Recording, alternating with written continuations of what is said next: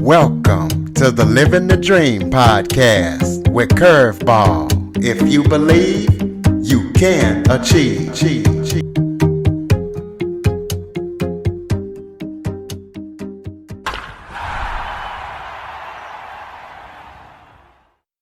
Welcome to the Living the Dream with Curveball podcast, a show where I interview guests that teach, motivate, and inspire.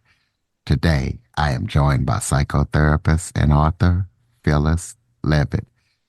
Phyllis works with dysfunctional families and people who have been abused and family dynamics like that and the aftermath of it and the most important parts of healing, the most important elements.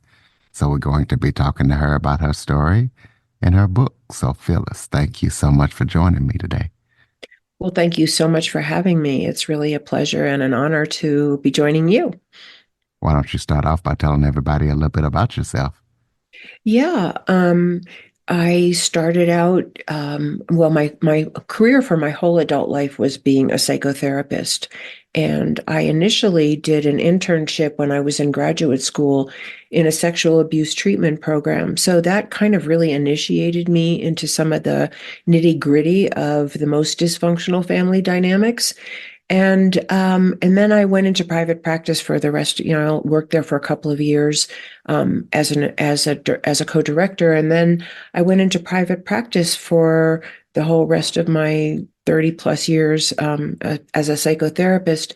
And what I discovered was that abuse and dysfunction are really quite rampant in America today. I think families are really suffering from a number of different factors going on in America and probably in the world as well. And so that early training, besides, what I learned in graduate school, really helped me a lot to understand what was going on in families and to really dig deep for some of the causes of dysfunction and abuse and violence. And I also had done my own recovery from some of that in my own family. And so between my personal experience and my professional experience, just a quick note, and then you take this wherever you'd like to go. It really occurred to me very powerfully that family dynamics are in all groups of people. We take our family dynamics with us wherever we go. People who have learned to become really dominating or really passive or really aggressive or who wall off and isolate. We learn these things early in life, and we tend, not everybody does this, but we tend to do as adults what we learned to do to cope as children. And so I began to see schools and places of worship and communities and our nation as also operating on family dynamics. And to the extent that those family dynamics aren't healthy and dysfunctional, then we have that as the environment we live in nationally. And my book is called America in Therapy, because what I really saw so clearly is that many of the dynamics coming down from the top in our country are just like abuse family dynamics. And the America in Therapy point of view and discussion is really outlining what that looks like, how we can understand those dynamics, and how we can change them using the best of what we know from the world of psychotherapy and healing. So that's my nutshell beginning, and you take it from there. What, first of all, tell us about the sexual abuse program that you helped work to create, and if it's still in effect now. I don't know. It was in Santa Fe, New Mexico. I think it's not in effect now. It was run by a nonprofit agency. It was the Parents United program, which was, I think, in many places in the country at that time. And basically, what was really good about that program and why I thought it was a good program and why I learned so much there is that it was a family treatment program for sexual abuse. So we treated survivors of sexual abuse, children and adults. We treated the perpetrators. We treated what we called the non-offending parent, because most of the cases that we worked with were incest. Not all of them, but I would say the vast majority were incest. So the sexual abuse had happened in the family. It was often a father or a stepfather or a male relative. It wasn't always a male. Sometimes the perpetrator was a female, but the majority of perpetrators that we saw were men. And most often they came out of abusive childhoods and environments themselves. So we saw a lot of intergenerational abuse. And by treating the whole family, you have the best access to interrupting the cycle of abuse rather than if you only treat the victim, which of course the victim deserves a lot of treatment. And that's really the lens that I see the country through, that we all need help. And so I'm going to say a little bit about the non-offending parent. It was often the mother. And again, I'm not trying to like categorize people, but I'm just saying that was what my experience was. And it was really, we saw a variety of symptoms in the non-offending parent. And part of what was really challenging in the family dynamic was that often the non-offending parent depended on the abuser, either financially and or emotionally. And so it made it hard for that person to accept that there was abuse, to see the abuse, and to want to do anything about the abuse because it would disrupt the whole family system, which it would, and it did. And I just want to make that quick correlation to our country that so often, we tend to look the other way because because we depend on people in positions of power who could hurt us if we speak out and speak the truth and try to change the system or hold people accountable for what they're doing. So that's one good example of how what we see in individual families translates to the country.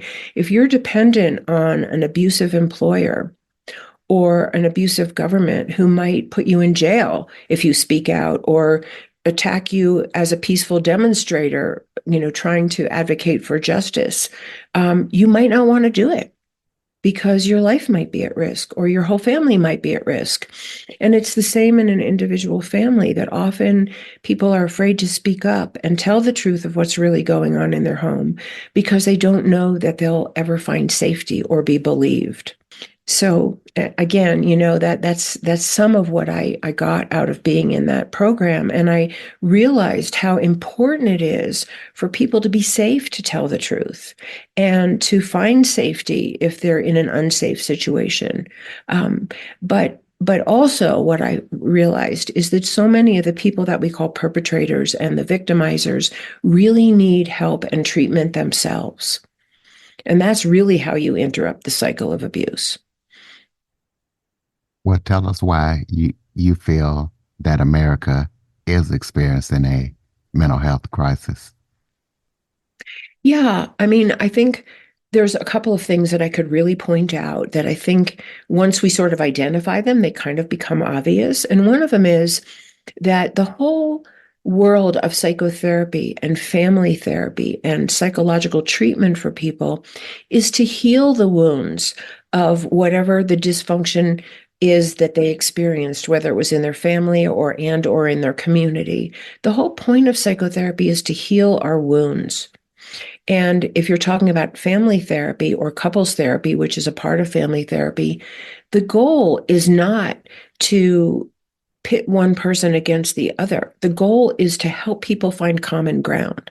The goal is to help people listen deeply and develop empathy for each other's point of view and each other's experience and each other's needs. So the whole point of good psychology and good psychotherapy is to reunite people. It's to resolve conflict in a healthy way where one person doesn't just get to dominate and another person has to submit. And we don't see that going on in our leadership in this country.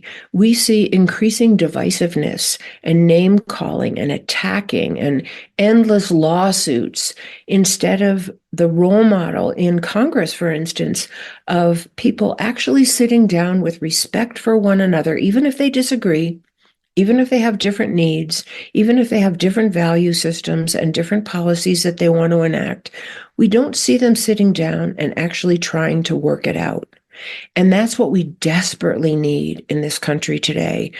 for our safety, for our well-being, and for our emotional health. And the fact that divisiveness and threats of violence and people getting death threats if they have a difference of opinion, these are all signs of mental disturbance. And if we saw them going on in an individual family, we would say that family needs help. That family is operating on unhealthy dynamics that are hurting the individual family members. And we know from all of our work with families in the world of psychotherapy that when you have two parents who really don't get along and don't have the tools to work it out and don't want to work it out because they want to assert their own opinion and their own needs on the other person instead of coming together and really reaching some kind of mutual empathy and understanding, that the children suffer. And many children that I saw in my practice, there was nothing wrong with those children. They were suffering from the dysfunction of their parents and the animosity between their parents, or the open fighting between their parents and the inability of their parents to resolve conflict. And I think the people in the United States, and this applies to countries all over the world, but I'm just talking about America, are really suffering from the increased divisiveness and escalating violence and threats of violence that is going on in our leadership. And I think we really need a brand new paradigm that is based in healing our divides. What do you feel like are the leading causes of mental health, not just in America, but all around the world? You mean, yeah, I mean, I think part of it is there's so many causes. Discrimination is a cause of incredible injury to people. Poverty is a cause of incredible psychological injury to people. Being marginalized for your sexual identity, or your religion, or the garb you wear, or whatever. All of these ways that we make people other, that we sort of sensationalize in the news. These become our role models of how you treat people and how you see people as others. These things certainly contribute to declining mental health, because they're not based in, a mutual understanding that we're all human beings and that we're all deserving. There's no baby that's born less deserving than another baby, no matter who you are, what you look like, what family you're from. So I think that's one. And again, what came first, the chicken or the egg? I don't know. It's a snowball of effects. I think that war, and the continued investment in war and the belief in waging war, is a terrible disservice to our mental health. We never advocate in our offices that people keep fighting, because we know the results are always detrimental. There's never a good result for anybody from continued fighting in the home. And why would we imagine that there would be a good result from continued fighting in the world, and especially when we're armed with weapons of such terrible mass destruction? And so many, and of course we see this now. Ukraine is a terrible example, and Gaza is an even more flagrant example, that the people who are injured and killed are innocent. They have nothing to do with it. Children, thousands of children are dying because we believe in war as a resolution to our problems, and it never resolves anything. And I think we need to educate ourselves to really understand that this will never yield the result that we want. Certain people will get really rich off of it and get a high on the power that they get from winning a so-called war. But the human race is in under dire threat of a third world war and the use of nuclear weapons. How can that be sane? How can that be a sign of mental health? We'll talk about how you feel that psychotherapy and psychology can help deal with dysfunction and abuse and things like that. Absolutely. I mean, I think what's the great contribution of psychology and psychotherapy that's missing from national discourse today is that psychology is not partisan. Psychology is not invested in somebody winning an argument. It's invested in healing conflict. It's invested in bringing people back together. Because one of the things that we've learned in the world of psychology And I don't know that the average person knows this because we get so many different messages in our society and so many different messages of what's desired and is to be praised in our society or what's wanted. One of the things that we've learned as psychotherapists is that love and belonging and peaceful conflict resolution are the best food for human beings. We all thrive best when we're loved, when we're valued, when somebody sees us for our inherent goodness, for our essence, when we're supported to be our best selves, rather than humiliated or criticized or blamed or ostracized or attacked. No one does well when they receive that kind of treatment. And we have symptoms if we are persecuted by other human beings. And when we're loved and when we belong and when there's a commitment in a family, no matter how small or how large that family grouping is, when there's a commitment to nonviolent conflict resolution, we all thrive. We're safe. We're wanted. How many people in this country feel unwanted right now? On a societal level. And it's tragic, the psychological impact that has on them. So the best psychology really helps people come back together and heal those wounds and see each other as equal, deserving, essential human beings that need to be treated well and help people. I don't want to sound like a Pollyanna. Conflict is, I think, part of human nature. We will not agree. We don't see things the same way. We don't want the same things all the time. I think that's just part of what we are as individuals. We will have conflict. And some of those differences are amazingly helpful. Like it wouldn't be necessarily helpful or growth producing for the human race if we all had the same personality and the same contribution. Each person has a contribution. But what we don't know is that the real courage that it takes today, the real strength, the real power that we need is the power to sit down at the table and treat each other as equals and try to resolve our problems. And that's what the best psychotherapy does. And that's the model that I try to bring to the country. Is that easy? No.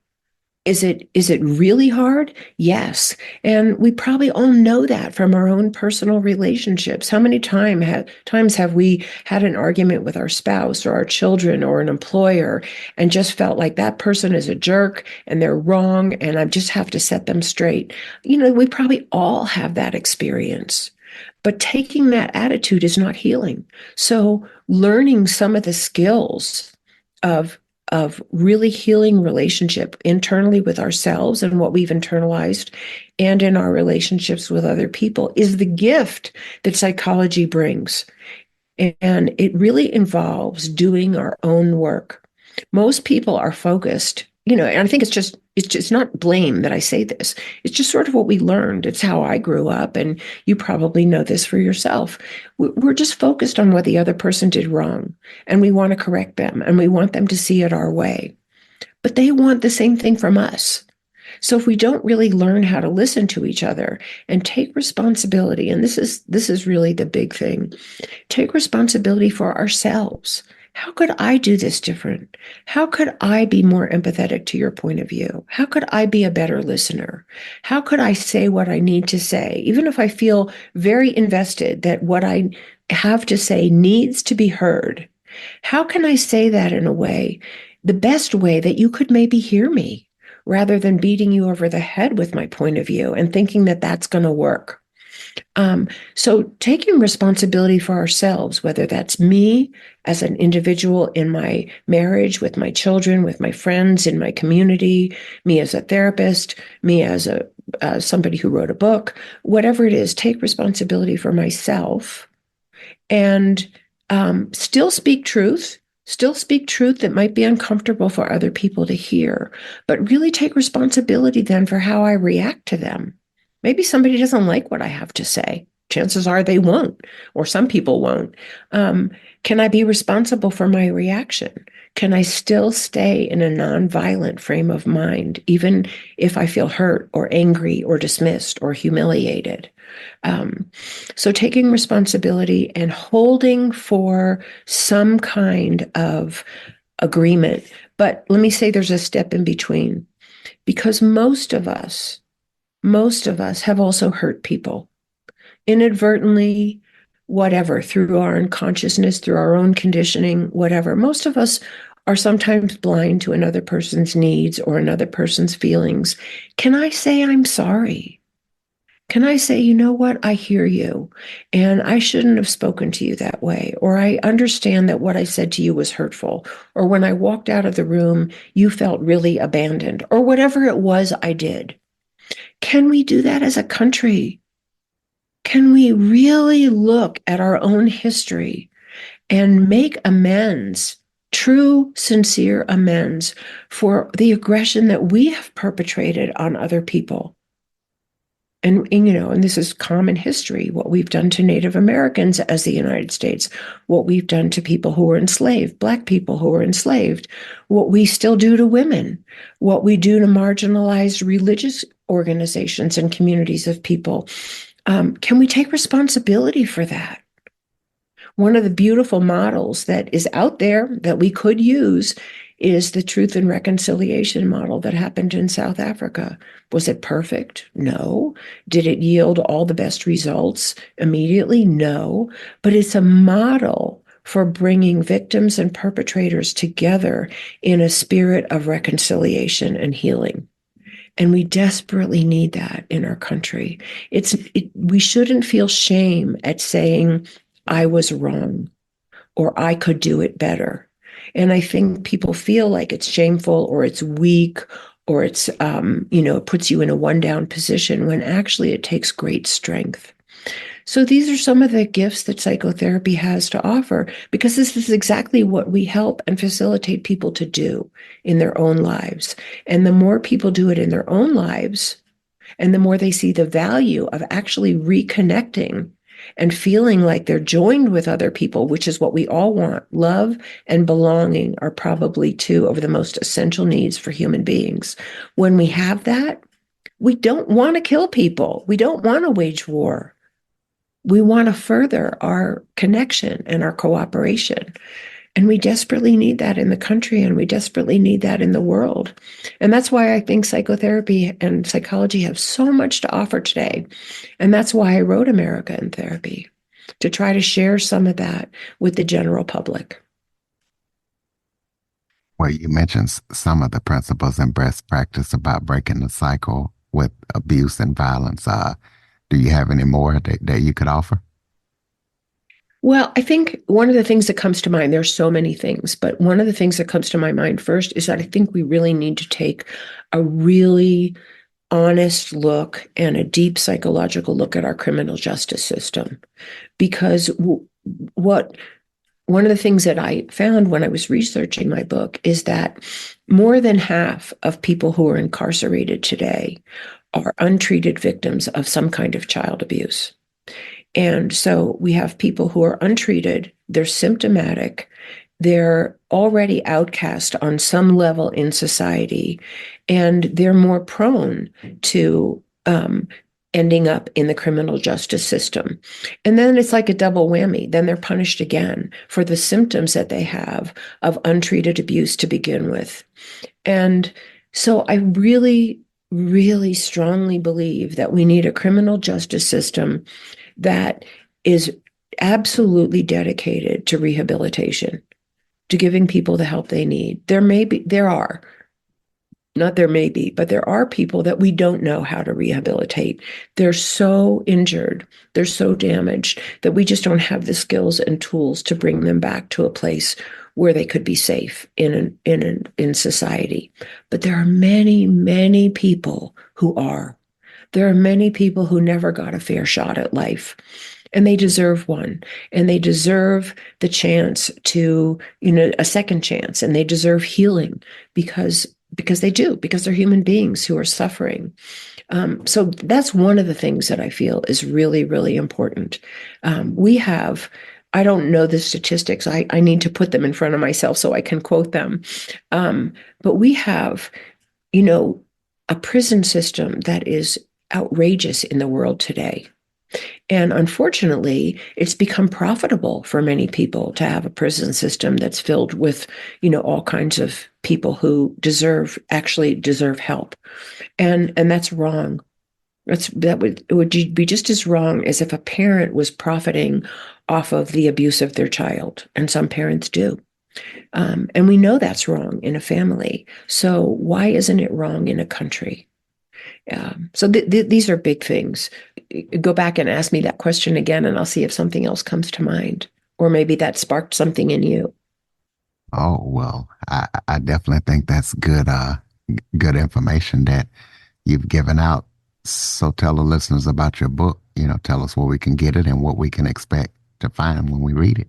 Well, thank you so much. Yeah, you can buy my book on any of the bookstore sites, Amazon, Barnes and Noble, and all the other, people that put out books. It's called America in Therapy, A New Approach to Hope and Healing for a Nation in Crisis. And you can also, I just want to put this in quickly. I'd love it if you would contact me on my website, which is www.phyllisleavit.com. And I'm on Facebook and LinkedIn. And please, sign up for my newsletter. Contact me if you want more information yourself. I'm very open to responding to any and all requests. But, what you can expect to find in the book is basically, what my own personal experience was that sort of led me to this lens, my personal experience as, a child in a dysfunctional home, and then, of course, years of experience as a psychotherapist. And then I really outline what the dynamics of an abusive family are so that it's very clear what happens in an abusive family, how it affects people, what the symptoms are for many people who are hurt and not helped. And then I talk about how that corresponds to some of the dynamics going on in the country. So I try to give really clear examples on the micro level, which is the individual family, and the macro level, which is the family of America. And you can see, I think, from what I've researched and pointed out, and what most of us are observing today, is that the correspondence is very exact. What happens in a dysfunctional family is a lot of what's happening in a dysfunctional country. And then the whole rest of the book is really dedicated to what does psychology have to offer that can help us heal. And one of the key things that I want to emphasize for you and your audience, because I think so many people today, I hear this a lot, so many people today feel hopeless. Like, this is just the way it is. There's nothing the individual can do. The system is rigged. There's, dark money or whatever. And, all these things may be true, but there is something we can do. And I think the average person really needs to feel like there's something that they can do. Because feeling hopeless and feeling powerless are very difficult experiences for all human beings. We need to feel like we have some power somewhere that's appropriate. And when people don't have appropriate power, when they don't feel like they can impact their environment, often the power that they exert is inappropriate. They become aggressive, or they become rebellious, or they become naysayers, or they become walled off. And that's how they exert their power in a way that's not even constructive for them.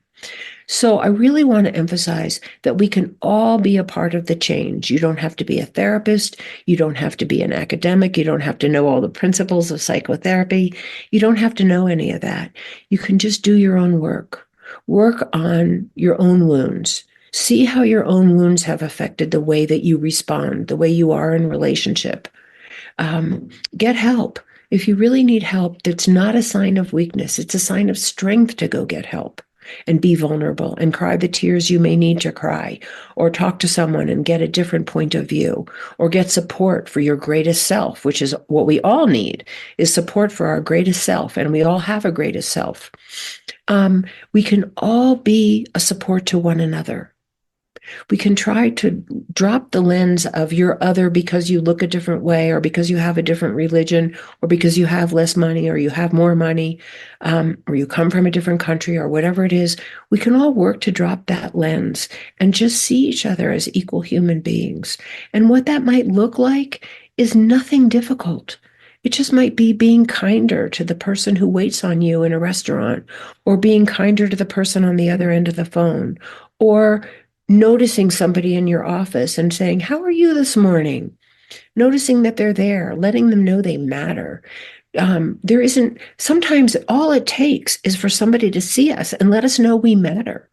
I know that when I checked out in a Walgreens the other day, and the lady behind the counter, excuse me, was so upbeat and so friendly. And you know what? It was just a delight. It was a wonderful energy to receive. She didn't know me from Adam. She was like that with every single person in the line. What a gift. And it's free. We can be kind to each other and accepting of each other and gentle with each other and understanding with each other. And it costs nothing. And it's priceless. Well, you threw out your website, which was my next question, phyllisleavit.com. So Right. tell us about any current or upcoming projects that you're working on that people need to know about. Yeah, I mean, the basic project I'm working on is my book, America in Therapy. And my website right now is pretty much devoted to information about my book, where you can find my book, where you can order the book, and, some of the contents of the book. That's my big project right now. And I, at some point, may be writing a sequel to this book. And the other big thing that I'm doing is, so it's America in Therapy and speaking. I just really want to share these ideas with as many people as I can and inspire, a drive and a willingness and an openness to actually healing instead of keep on fighting with each other. Close us out with some final thoughts. Maybe if there was something I forgot to touch on that you would like to talk about, it, just any final thoughts you have for the listeners. No, I think I shared the essence of my book, and I so appreciate you giving me the opportunity to share that with you and your listening audience. And I think my final thought is, healing begins with us. There is something we can each do to heal our own wounds. I have never seen, ever, in all my 30 some years of practice as a psychotherapist, I have never seen anyone do healing work and become more aggressive, more hostile, more warlike, and more hateful. In fact, I've always seen the opposite. The more a person heals their own hurt from other human beings, the more loving, the more cooperative, the more understanding they become. So anything that any one individual does to heal themselves helps heal our country. And that's what I really want to share. Absolutely, ladies and gentlemen. So follow, rate, review, share this episode to as many people as possible. Pick up Phyllis's book. Go to phyllisleavit.com. Check out everything that she's up to. She also has another book out there too, so you can definitely check that out. If you have any guests or suggestion topics, cjackson102@cox.net is the place to send them. As always, thank you for listening. And Phyllis, thank you for joining us today and sharing the message of healing. Thank you so much for having me. I really appreciate you, and I appreciate your show, and appreciate the opportunity to share. Thank you. For more information on the Living the Dream podcast, visit www.djcurveball.com. Until next time, stay focused on living the dream.